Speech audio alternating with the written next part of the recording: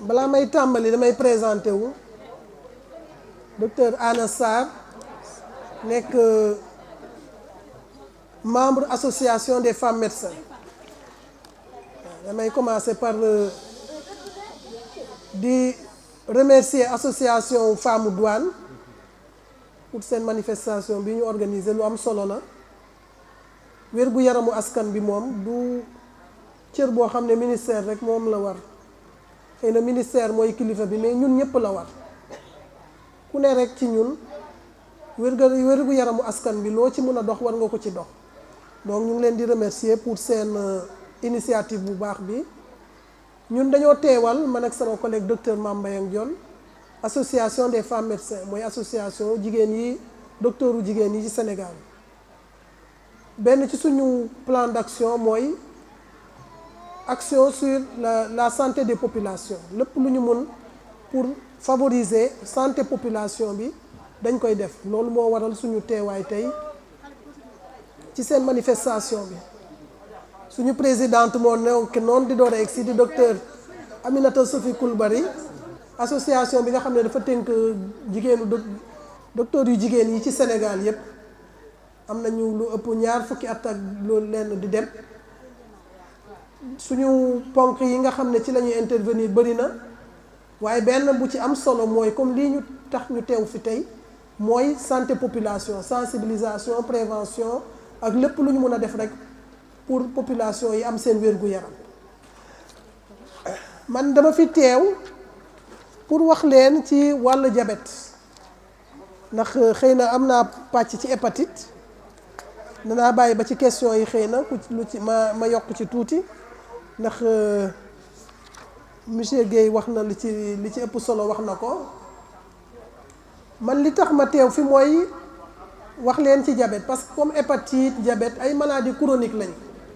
yoo xam ne baax na ñu ci yee askan bi pour ñu xam ko diabète xëy na ku ko xamul walla ku ko déggul it bariwul tubaab mu ngi koy définir comme hyperglycémie chronique mais ñun si olof dañu naan feebaru suukar ku am diabète dañu naan feebaru suukar la am feebaru suukar mooy suukar su ëpp si deret ndax loo gis yàlla dafa am fu mu ko yemale le juste milieu lu ëpp walla lu yees rek commencé indil doomu aadama bi problème donc diabète mooy feebaru suukar mooy nit ki suukaram buñ ko xaymaa dafa war a nekk litre deret boo jël dafa war a nekk 0,80 gramme suukar moo ci war a nekk ba 1 gramme 10 limite bu mag bi fa la yem léegi su fekkee ne suukar si dafay ëpp loolu nag ñu ne nit ki dafa amee feebaru suukar waaw loolu mooy diabète mooy suukar si fa mu war a tollu fa def ko yées te def ko yées de façon chronique mooy tout le temps waaye balaa may dugg si waxtaan bi sax dama leen bëgg a wax suukar lan mooy njëriñam dañuy lekk mu saf ñuy lekk mais ñu bari boo leen ne lu suukar di jëriñ sax xamuñu ko suukar dafa nekk comme source d'énergie comme carburant su ma ko misaanee dama koy misaanu comme carburant xam nga oto bi nga teg nii boo ci solul carburant du daw waaw nit ki itam noonu la boo ci solul suukar itam du daw te daw nit ki du ne rek mu yëngu bi muy yëngu wax ji muy wax lépp lu muy def ak cëram yi nga xam ne ñoo nekk ci biiram liggéey bi ñuy liggéey yépp dañoo soxla énergie te énergie boobu ci suukar lañ koy jëlee donc source d'énergie la mais nekkul moom kenn comme source d'énergie am na keneen koo xam ne itam source d'énergie la muy graisse donc ñaari source d'énergie lañ am dafa mel ni rek boo ko misaalee rek ci oto yi ni mu amee essence am gasoil ñenn ñi sol gasoil ñenn ñi sol essence noonu la suukar demee suukar source d'énergie la looloo tax yàlla def ko xëy na nag yokk na ci neexaay bi nga xam ne nag comme dafa bari yërmande moom lu mu ñu defal rek daf ñu di defal lu ñu ci neex mu def ci neexaay bi waaye nag boo toppee neexaay bi nag ba bëgg cee ëppal nag mu bëgg de laa commencer lor donc nañu jàpp ne ñaari source d'énergie lañ am ci yaram bi muy suukar ak graisse léegi suukar soosu foo koy jëlee yaa ngi koy jëlee ci lekk yi ñun ñëpp xam nañ ne lekk yi safaayu lekk yi dafa ëppante donc ci lekk yi nga koy jëlee su ñëwee ci sa biir am na benn cër boo xam ne mu ngi ci biir benn butit bu ndaw la bu nekk ci yaram bu ñuy wax pancréas wala ko tubaab di tuddee mais olof ñu ngi koy wooye kërëndëm ñu bëri boo nee pancréas dañu naan gàddaan mais gàddaan du pancréas gàddaan mooy rat kërëndëm la ñu man dama laajte tur bi laajte ko ba benn conférence bu ñu doon def Abass Ndao benn góoru olof yu xóot yooyu jóge waalo xam nga fu mu jóge woon moo ñu wax ne lii kërëndëm la tudd waaw ñu bëri xamuñu ko nag ndax butit bu tuuti la lu bëri boo reyee xar sax balaa nga koo gis sa fekk yàq nga ko waaw kërëndëm boobu mooy pancréas boobu dafa am benn liquide boo xam ne da koy def ci deret bi muy insuline xëy na ñu bëri dégg nañ insuline diabétique buy piqûre insuline wala leen nag yooyu insuline boobu soo lekkee lu am suukar ba mu ñëw ba dem ci sa deret dafa mel ni capteur la rek senseur boo xam ne day xam taux bi fi mu toll mu sécréter insuline boobu mooy jël suukar soosu gunge ko dugal ko fa mu war a dugg day mel ni caabi rek la mooy dem di ubbi bunt yi bunt fu suukar war a dugg moom mooy nekk caabi bi rek ubbi bunt ba ne la dugal nga dugg cër boobu nga xam ne moo lay recevoir utiliser la def la énergie mun a fabriquer mun a am li muy liggéey yépp mu liggéeyee ko waaw léegi bu nit diabété nag day fekk lan moo waral diabète day fekk cër boobu ñu naan kërëndëm bi nga xam ne moo war a joxe insuline bi am na problème insuline bi daal soit doyul cër bi mënatul joxe insuline bu doy wala yenn saa itam da nga gis cër bi joxe insuline bi sax insuline bi ñëw ba ca buntu ba rek mënul ubbi bunt bi mu am daal lu ko bloqué ba bunt bi mënul ubbeeku mu mel ni rek yenn saa yi mu dal ñu nga am sa caabi di ubbi sa buntu rek di tourner muy tourner te du ubbeeku ñu naan caabi bi dafa foiré donc bu ñu xoolee diabète dana am ñaari xeet yoo xam ne mu duñ ko misaalee dana am diabète yoo xam ne kërëndëm bi da dul joxe dara ci insuline am diabète yoo xam ne ca njëlbeen insuline bi bëri na waaye insuline bi FM am na lu ko bloqué waaw buntu caabi ba daal foiré na daal mënul ubbi ba suukar si jóge ci deret bi dugg fi mu war a dugg bi ñu gëstoo yépp nag xool nañ ci li nga xam ne mooy tere caabi bi mu insuline bi mu ubbeeku mu agir graisse moo tax ñu naan boo amee yaram ku am graisse bu bëri wala ku am yaram bu bëri moytul mun nga jabet ndax graisse boobu comme moom itam carburant la dafay xaw a siisu day siisu suukar bi bañ suukar si dugg moom mooy bëgg a dugg moo tax ñu naan yaram foo fekk ku am yaram dañ la naan moytul balaa ngaa jabet ndax noonu la graisse boobu noonu lay taxee ba insuline bi bañ a def njëriñam bañ a def liggéeyam waaw moo tax ñu naan yaram moytu leen ci yi nga xam ne mooy indi diabète yaram mun na ci nekk graisse bu bëri nag du graisse booy gis nii ci nit ki mu toll nu ko neex des fois graisse buy lalu ci mbàq yi lay doon doo ko gis wala nga gis ko am koll tuuti graisse boobu sax mooy bi gën a bon bi nga xam ne day nekk ci biir yaram bi day xam nga yenn saa yi nga gis xar nii sax nga rey ko rek gis graisse bi lalu ba mun nga koo jël def ko ci kaw diir ba mu fees sax façon graisse boobu nag moom bi nga xam ne mooy bloqué suukar si pour mu mën a dugg fa mu war a dugg. docteur Anna wax na ko dinaa ci ñëwaat ci kanam tuuti ci li ñu war a moytu ngir am wér gu yaram ci lekkin bi waaye itam ñu bëgg ñëwaat ci lekk gi d'abord ki nga xam ne dafa bëgg a wér lan la war a def donc balaa ngay xalaat ci feebaragul lu ñuy fexee ba mucc ci feebar yu bari loolu la ñu gën a bëgg insister ci après nag xëy na ñu sàmm yenn kàddu ci wàllu li ñu war a moytu kon ci wàllu lekk gu sell lekk gu mucc ay dañu am suñu benn naataangoo docteur bu mag boo xam ne tey bépp docteur buy génn bu ñuy jox sa lijaasa ba fa am ay baat yu ngay waxloo yoo xam ne ci moom la bàyyeekoo kooku nag ñu koy wax Hippocrate nekk koo xam ne moom ci boppam moo njëkk ne fexeel ba li ngay lekk doon sa garab fexeel ba sa garab doon li ngay lekk donc loolu li muy firi rek mooy lekk gi bu jaaree yoon dalay aar ci ay feebar ci gàtt nan la ciy aaree docteur Anna Sarr tudd na wàllu suukar wàllu graisse njariñam ci yaram waaye itam ginnaaw graisse ak suukar dafa am yeneen xeeti ñam yi nga xam ne mooy tabax donc lépp loo xam ne suux la ci sa yaram ci ñam yooyu tabax lay bàyyeekoo ñoo ci dimbali sa yaram pour loolu mën a sax mën a nekk waaye itam am ñi nga xam ne dañuy wax ne mooy aar day mel ni ay gànnaay yu muy jox sa yaram ngir ñu mën a xeex bépp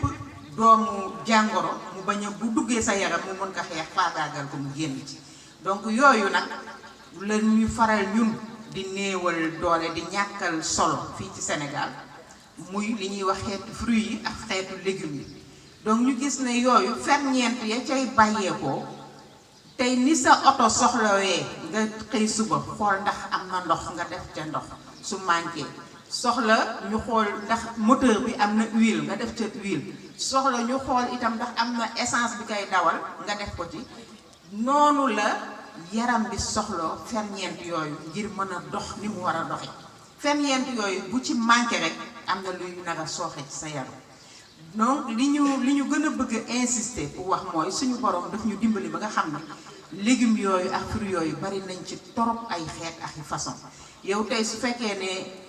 bugguloo xuluñe moom la ñuy yàq yenn saay jaxatu soo buggulee jaxatu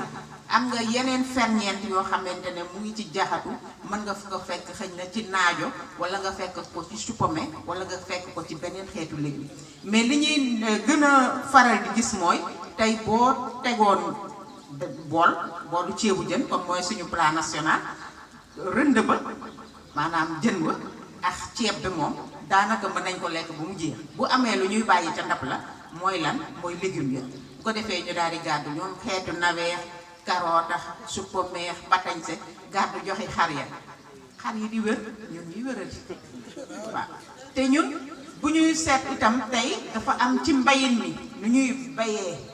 nga xam ne niñ koy bayee di ci dugal ay engrais di ci def ay pesticides maanaam pour bañ gunóor yéex yenn kii yi di ko yàq yooyu itam ñiy jaay des fois duñu xaar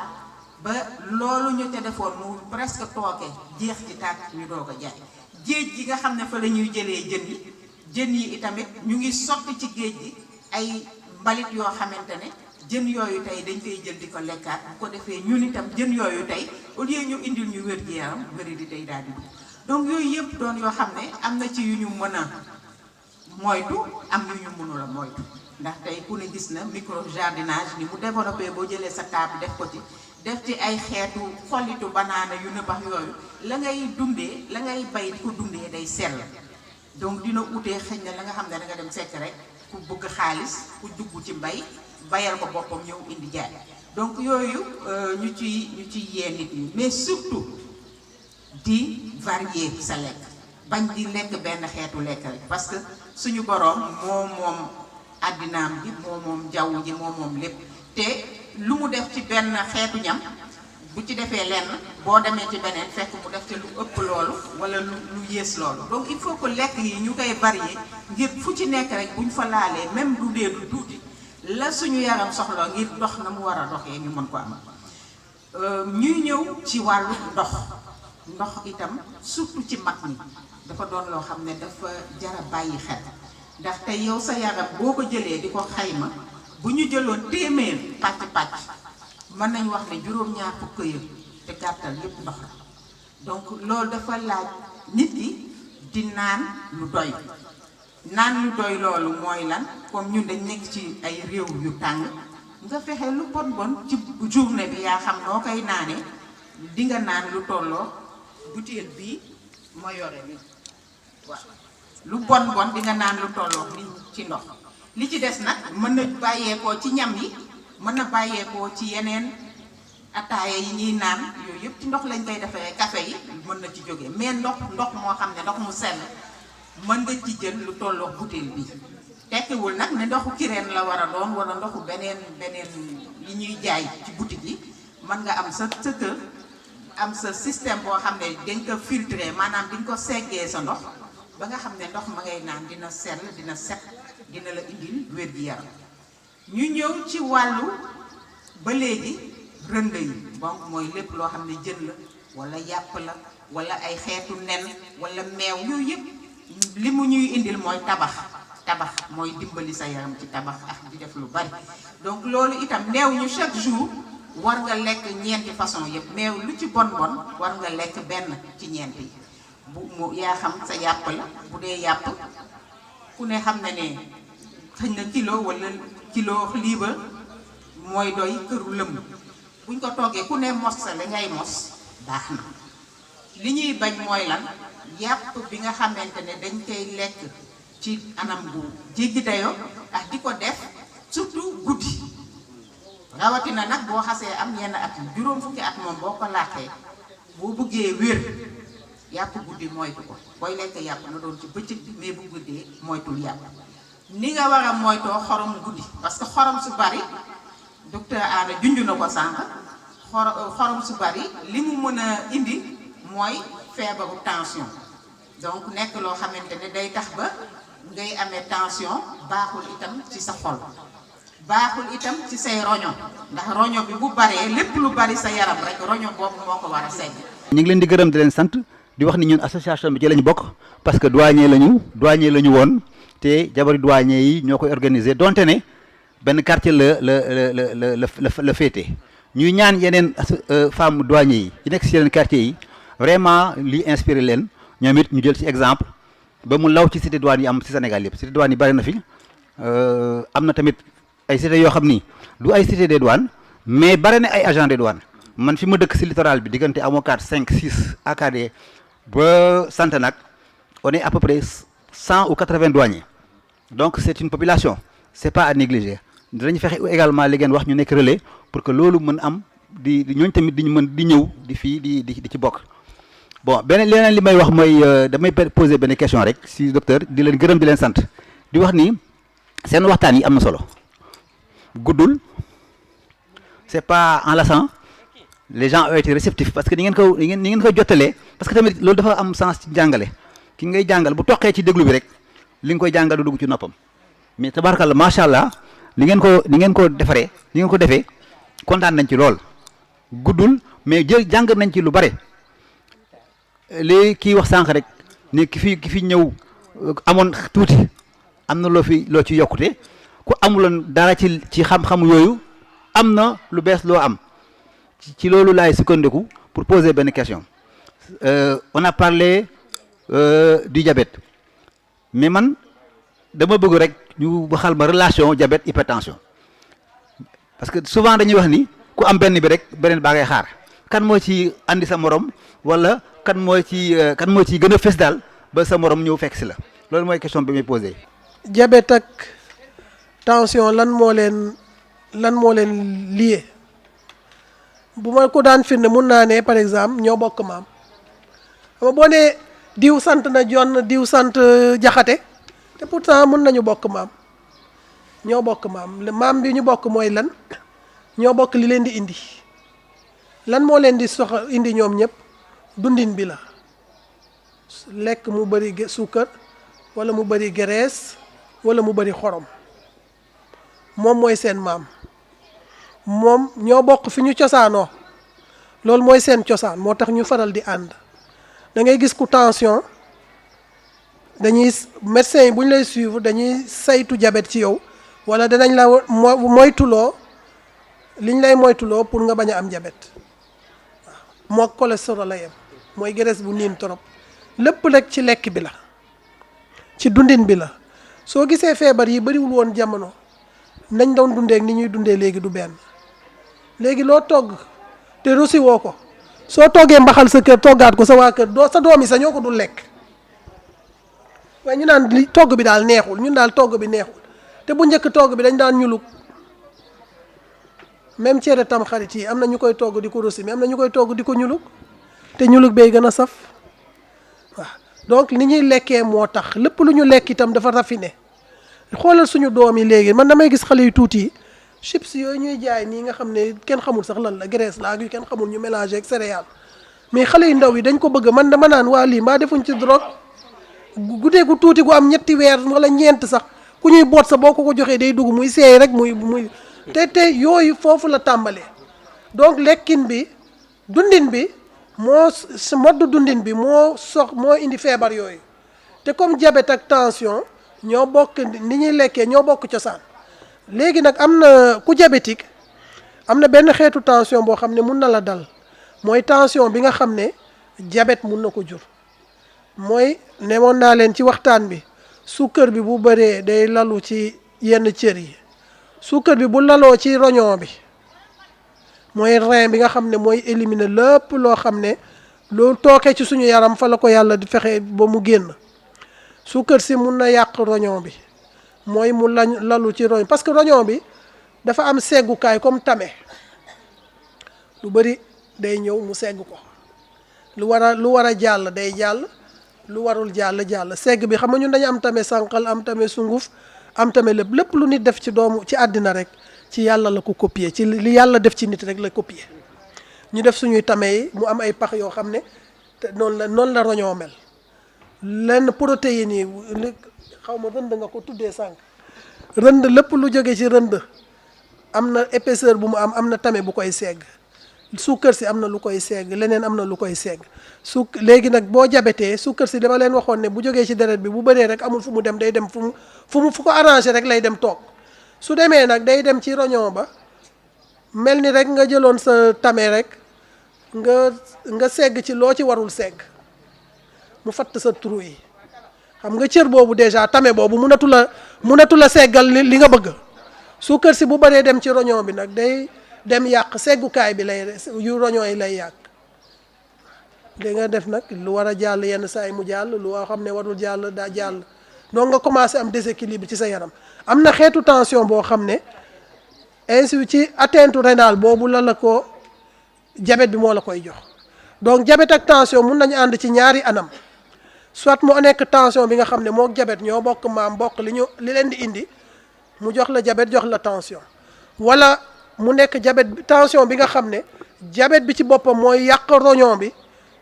indil la hypertension artérielle waaw ñaari façon yooyu daal la ñu mun a àndee mais li ëpp nag dañuy ànd parce que ñoo bokk seen cosaan daal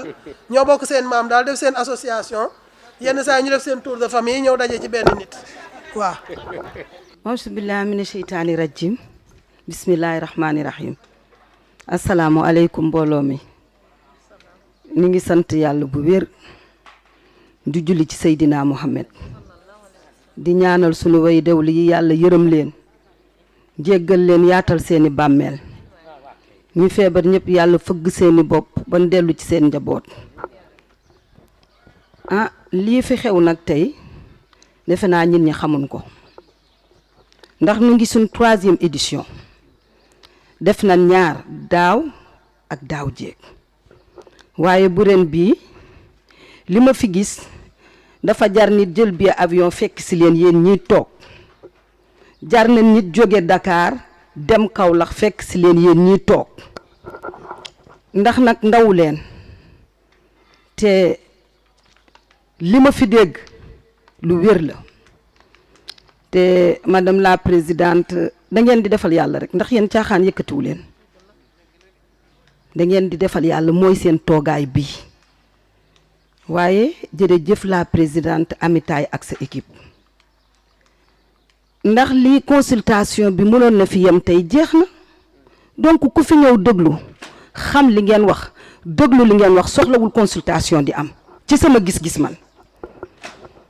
ndax li ngeen wax da ngeen ko mun xam ko tënk ko mu leer gàtt donc tey ñàkk ñëw toog fii amul erreur bu ko gën a rëy ñu ñëwul danoo xamul ndax lii non seulement jàngale la waaye yéen da ngeen jàngal tey bu ñu yeggee dañuy jàngale woon ñun dañuy jàngale ji kon nag ñun mënuñ lu dul gërëm leen sant leen mënu nit lu dul cité douane jabari douanier yi di leen ñaanal yàlla lii ngeen def yombul de yombul te rëy na ci ñun ñi ngeen ko defal lu toll ni présidente ak association yam bàyyi fa malade yaak yëpp ñëw toog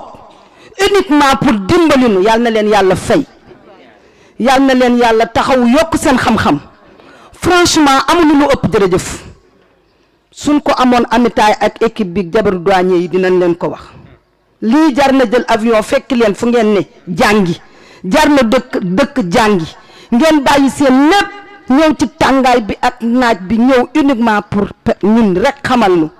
loolu rëy na ci ñun. ñaareel ba mooy togg yi ngeen wax léegi rek ndax fu ñuy dem ba cere baasi ni ciy def ay saucisson di ci def merguez di ko bonde meew man chéri xaw ma loolu ñun doomu ndax dañuy rosi na laaj ji bare rek ak laurier bi ak persil bi waaye suukar ko te naan ndax day tem-temi bi musiba la lay indil donc ko mun sax tam xarit da ngay def cere siim mu simple amul benn problème. man nag gis naa koo xam ni comme ni nga ko waxee rek guddi gi ne dina jóg ñetti yoon ñeenti yoon di saw waaye dem na contrôle ba taay ni nu ko amoo jabet amoo dara donc peut-être li ngay naan ci journée bi loolu la ma bëggoon ci daal leeralee ndax loolu man jaaxal na ma. dama bëggoon poser ñaari question par rapport hépatite bi ak kii bi diabète bi waaw première question bi ci hépatite bi da nga waxoon ne hépatite bi tudd nga fi affaire kii ni ñu koy waxatee sax reflux gastrique léegi nag comprendre ma woon foofu bu baax ndax reflux gastrique boobu dafa bokk ci kii bi hépatite bi wala hépatite bi mooy joxe loolu wala foofu laa bëggoon nga leeral ma tuuti waaw. deux questions beneen bi tamit mooy maanaam dañu ne li ma dégg ñu ne kii hépatite B bi en général nit koo xamante ne dafay tux wala koo xamante ne dafay naan en général kooku moom lay faral di dal bon léegi nag dama xamul ndax loolu la wala du loolu moom itam bëggoon naa ci am ay leer waaw. après tamit kii bi hépatite bi ba tey naka lay manifesté woo premier signe parce que tamit mën nga ko yor ngay dem ak moom di dem ak moom ba benn jour mu kii la mu dal la noonu d'un seul coup léegi mais bu fekkee ne am na loo xamante ne premier signe yoo xamante ne mën na la ko wone nga xam ko nga ne par exemple bopp buy metti wala biir buy daw wala ngay woccu yooyu xëy na yooyu mooy génnee kii mooy premier signe yi. waaw ñu ngi lay sant soxna si pour intérêt bi question moom lu mu bëri rek ñun moo ñu gënal parce que day wane ne nit ki quand même am na lu mu ci dégg am na lu mu ci bëgg a gën a xam damay essayer tontu ci question diabète yi et puis tuuti ci question hépatite yi avant may jox monsieur Guèye pour lu mu ci mën a dolli. boo déggee ñu naan par exemple pour diabète ñu naan am na ñaari pàcc ci lu ko mun a indi am na loo mun a doon am na loo xam ne dundin moo la ko jox mode de vie boo déggee ñu naan du wàlle ma jox la exemple drépanocytose boo amee drépano xam nga dañ naan papam am na ko wala yaayam am na ko doom yi ñii am ñii amul ñeeg loolu pourtant du ne feebar boo xam ne da nga ko wàll nit ki comme ni ngay amee tuberculose nga sëqat microbe bi jóge ci yow dem ci nit ki donnante boobu du microbe du ne doomu jàngoro bi day jóge ci yow wala feebar bi day jóge ci yow dem waaye dafa am lu am solo loo xam ne naka laa leen koy firndeel gis nga nit ki sa yaram sa cër tabaxin bi ñuy tabaxee sa cër yàlla dafa am lu ko commandé daa mel ni nga yor sa télécommande rek ba chaîne yi rek ñuy dem ñun suñu cër yëpp li koy liggéey commande bi mu ngi nekk ci suñu biir cellules yi ci suñu chromosome yi waaw mooy commandé suñu yaram nuñ koy liggéeyee dama la koy firnde da ngay gis yenn saay pap wala yaay am benn baaraam bu def nii wala nii nga gis doom yi juddu rek ku juddu am ko da ngay gis benn cër ci waajur nga gis xale yi ku judd rek ah yow diw xanaa diw mooy sa baay bu même ku la xamul sax bu xamee sa pap bu la xoolee danaan xanaa diw moo la jur parce que cellule yi sa birig yi fabriqué sa yaram dafa am benn commande boo xam ne mu ngi ci yaram bi moo koy commandé mooy gènes yi nekk ci sa biir yaram feebar yi itam noonu la yenn saay mu am benn tooke ci benn fabrication wala ci benn fonctionnement muy jaar ci doom bu juddu am ko wala ñii tëb ñii duñ ko am ñii am ko noonu la ñuy loolu mooy génétique waaw mooy commande bi fabriquer sa yaram jóge mun na jóge ci papa ji wala mu jóge ci yaay ji donc day doom yi ñu ngi soqeekoo ci ndey ak baay donc doom yi ay copie ndey ak baay rek lañu ñii dañuy jël 60% ci papa jël 40% ci yaay ñii jël 90% ci papa jël 10% ci yaay noonu la demee donc suñu cër yi ni ñuy liggéeyee fonctionnement bi lu ñu commandé la ci suñu yaram moo tax bu amee tooke bu am ci benn waajur mun nay tooke boobu mun nay dem di feeñ ci askan bi muy dem da ngay dégg ñu naan maam ji de moo amoon lii muy feeñ di dem ci askan bi rek di law di dem ci askan bi di law mais du ne loo xam ne da nga koy wàll nit directement diabète nag diabètu ndaw am na xale yu judduwaale diabète am na ñu am ay 6 ans am diabète ñu ñuy faj diabète gis nañ ñu am ñetti at am diabète mais xëy na bëriwul comme ni diabètu mag bi bëri. beneen question bi mooy est-ce que da ngay lekk suukar bu bëri rek mun nga am gis nga koo xam ne daa bëgg suukar diabètul waaw xam nga bu mu njëkk nit mënoon na bëgg suukar mais xam nga lekkin bi dafa am part ak yëngu bi am part waaw boo lekkee toog ak ki nga xam ne day lekk di yëngu du bokku leen àtte donc ñëpp yemuñu da nga gis ki nga xam ne day lekk suukar bu bëri nekk ca tool ya di béy ak ki nga xam ne day lekk suukar bu bëri toog ci bureau bu ñu climatiser de 8h ba 17h mu wàcc kii mooy gën a mun a gaaw a diabète ndax kale xëy na bu lekkee itam mu ngi koy lakk te kii lakkul bosam loolu moo tax nit ñi xaw a ute yenn saa yi nga gis ki nga xam ne day yenu paanam dugg ci koñ bi di leen jaay jën di wër yow nga lekk juróom-benn beggu suukar moom mu lekk juróom-benn beg moom yosam dana ko lakk te yow sa yos doo ko lakk te boo ko lakkul nag mu dajaloo te bu dajaloo indil la problème moo tax loolu différence boobu di am ci nit ñi waaw bu njëkk mag ñi bu ñu lekkaan suukar yi dañ daan yëngu dañ daan liggéey waaw yow nga lekk suukar bi nag dajale ko muy dajaloo ci sa yaram fekk keneen ki mu ngi koy lakk di ko def gazo énergie di ko utiliser loolu mooy différence bi. léegi posé woon nga question aussi soxna si ci affaire hépatite virale virus doomu jàngoro la microbe mooy ñun mënuñ ko gis xam nga nit ki mun na gëm ne mënuma gis jinne waaye boo ko nee doomu jàng mu ne yii amul waaye doomu jàngoro ay virus yooyu lan la te li yàlla bind te doo ko gis dafa bëri doomu jàngoro yi noonu lañ mel virus yi ay doomu jàngoro lañ virus hépatite yi nag dafa nekk ay virus yoo xam ne buñ duggee ci yaram ñoom foie bi la ñuy gën a attaqué moo tax ñu naan leen virus de l'hépatite mun nañu yaraal yeneen cër sax mais ñoom foie bi daal moom la ñuy gën a attaqué waaw te foie bi bu ko attaqué xam nga ñun feebaru foie ñëpp mun xam nañ ko koo gis bët yi jaune rek nga ne yii kii am na problème hépatique virus bi bu duggee sa yaram da lay def comme ni la sibiru di def ndax la yaram bu tàng jox la nga sa courbature sa nga mel ni ku grippe da nga naan sa damaa grippe da ngay xëy bés rek ne nii rek ñu naan waaye yow sa bët bi gis nga ni mel nga xool gis mu jaune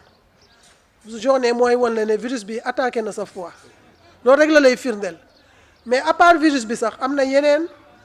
yu attaqué foie gis nga doomu jàngoro bi joxe sibiru bi day attaqué foie moo tax ñu naan bii de sibiru bu làq payis la xam nga da ngeen di dégg ñu naan sibiru bu yaa làq payis la donc virus microbe paludisme bi de moom it danay attaqué foie bi yenn saa yi ñu naan sibiru bi da daa làq payis virus hépatite bi nag moom virus boppam la boo xam ne moom foie bi donc moo ko tax a jóg waaw bu la jotee mun na la def comme grippe nii sa bët sa mun na bañ a jaune nga wér bi ci loolu 90% boo am jëlee téeméeri nit juróom-ñeent fukk yi virus bi daf leen di jox comme sibiru bu wér kii ne nga ne damaa grippe wala damaa sibiru mu wéral boppam parce que virus itam amul garab bu koy viser spécialement sax moom mun na la dal nii wéral boppam complètement daal di dem 10% rek fukki nit rek ngay gis ñu xëy rek seen bët jaune ñu ne kii de dafa payis waaw bu ñu payisee itam boo jëlee téeméeri nit juróom-ñeent fukki yi payis bi day wér virus bi génn ci yaram bi soldaaru yaram yi xeex ko mu génn complètement dem mais dana am fukk nit ñoo xam ne virus bi day xaw a dëgër bopp day dem ba ca res ba mu dugg ci biir cellule res ba dem ba ca fa nga xam ne sa noyau cellule bi mu ne fa surux dugg toog fa waaw ñu naan hépatique bi dafa chronique parce que virus bi génnul complètement ci sa yaram dem na ba fa ñuy fabriquer sa lépp mu dem toog fa waaw mun na fa toog nag lu yàgg du la def dara mais mun na xëy yëngu def la hépatite mooy cellules yi hépatite muy am lu muy yàq bu yàqee yaram bi day jéem a defar daa mel ni boo daggee rek soo daggee xam nga day wér parce que yaram bi boo ci deful woon pansement sax day wéral boppam góom bi dana wér bu dee yàgg na day wér su wéree xam nga fu amoon góom ba wér da ngay gis cicatrice léegi ci biir foie bi bu ko virus bi di yàq noonu yaram bi day jéem foie bi day jéem a defaraat boppam day def ay cicatrice te yéen cicatrice gi ni muy mel cicatrice ak peau bu normal du benn boo gaañoo fenn bu defee cicatrice ku la gis xam ne lii gaañu la noonu lay def ci foie bi nag bu foie bi jéemee defar boppam day nekk cicatrice mais cicatrice toujours day gën a dëgër ne peau bu normal cicatrice am na ñoo xam ne seen cicatrice day tut nga gis boo ko gisee mu xaw a dëgër noonu dëgër këng noonu lay def ci foie bi bu dëgëree ci foie bi nag loolu la ñuy wax cirrhose waaw foie bi day am comme ay fibre dafay mel ni caas foie bi daf au lieu mu nooy dafay xaw a caase waaw bu caasee nag la mu waroon liggéey da koy wàññi. li ñu fi wax yëpp ci lekk am na ku ne kon lekk fii ci Sénégal jafe na jafewul parce que question de conscience la boo ko dugalaalee ci say li la yitteel rek di nga xool fi nga war a teg sa tànk donc ñun jigéen ñi dañu am rôle bu important buñ ciy def mooy lan mooy li ëpp ci toggkat yi tey ci kër yi jigéen yi la góor goo gis ñaare muy togg dafa dem bitim réew wala muy liggéey ci hôtel loolu mooy ëpp ci ñu gis góor guy togg mais ci suñu aada li ñu tàmm mooy jigéen ñi ñooy togg ni ñuy toggee la ñu ne nañ ko seetaat li ñuy toggee rosi bu bari bi wàññi rosi bi def na ñoom maam nañ daan def di ñuluk di tay gis nañ ne tey baaral bi ñuy baaral jël légumes yi dugal di ko togg lu mat ñetti waxtu daanaka rey nga vitamine ya ca nekkoon li ci ëpp dee na amaratuñ di nga lekk légume mais légume ba la cay des ci vitamine bareetul donc bu fekkee ne jël nga say légume tey ko wala ko nga togg ko ci cocotte minute ci ngay gën a dencee vitamines yi nga xam ne moom la sa yaram di soxla donc toggin bi lañ ne nañ ko seetaat fiiriir bu bari bi saaf bu bari bi yooyu yëpp nañ ko seetaat tey def di gën a def baxal ak di def ay muusal wala ngay tay wala ngay bu fekkee ne yàlla baaxee na la fuur ngay dugal ci fuur am na ñuy lakku këriñ mais lakk këriñ li liñ ciy bañ mooy xëmmit yi ñuul yooyu ciy tafu loolu itamit day indi wéradi donc vraiment jigéen yi am nañu rôle bu important xorom si ñuy def sel iodé def lu yem te moytu kibb façon kibb yu bari ñu fi indi yëpp ndax kibb yi donte ne dugal nañ ci sel iodé nee nañu am na ay épices yuñ ci def waaye dafa am itamit benn xeetu xorom boo xam ne du xorom buñ ciy boole te loolu bu am na jéggoo yoo xam ne bu ëppee yenn ëpp yi ndax dañu jàpp ne benn cube bi normalement pour juróom benn nit la mais tey ñaata cube la jigéen yi di dugal ci benn cin problème bi mooy loolu di nga dëbb nokkos def ci roof bi balaa ngay sóor encore at dugalaat de gis nañ ne boo ko xaymaa dina ëpp juróom benn cube bi yenn saay donc loolu mooy indi wéradi gi tension gu bari geex yooyu ñun jigéen ñi dañ ci am wàll donc dañu xoolaat ni ñuy toggee so suñu sens responsabilité foofu lañ koy waxee li ci des nag nga xam ne ka nga lekk keccax wala nga lekk yàpp wala nga lekk jën jën bu génn léegi ci géej wala boo xam ne da nga ko congelé yaa xam wala muy loo xam ne géej la benn la wala nen li mu lay indil ci njariñ loolu mu ngi ci nen mu ngi ci meew mu ngi ci jën mu ngi ci keccax gi mu ngi ci leneen donc benn boo ci lekk ci bés bi rek doy na jarul ngay lekk lu bari lekk gi moom buñ ko xaymaa def lu yem rek lu digg doomu duñu sonn wàññi diw gu bari bi suukar su bari si xorom su bari si fexe itam di tàggat yaram donc loolu ku ne mën nga ko def da nga koy sóoraale rek jàpp ne jafewul jërëjëf. yëf yi jéem rek la rek xëy na doo xëy tey rek nga matal lépp waaye boo doon def juróom-benn beggu suukar nga ne la ma jëlee ca conférence ba xaaral ma wàññi ñaar yi su ma doxee ba juróom-benn weer ma wàññiwaat benn donc lépp jéem la rek mbaa ndànk-ndànk rek mënoo xëy nga ne lépp laay changé ci benn jour bi dafay métti mais au moins nga def effort loo doon def nga def effort boo du loon dox nga ne xaaral ma dox 15 minutes bon tey boo liggéey may dolli 10 minutes bu yàggee da nga def 1 heure de temps de sa activité physique ci ni nga ko mënee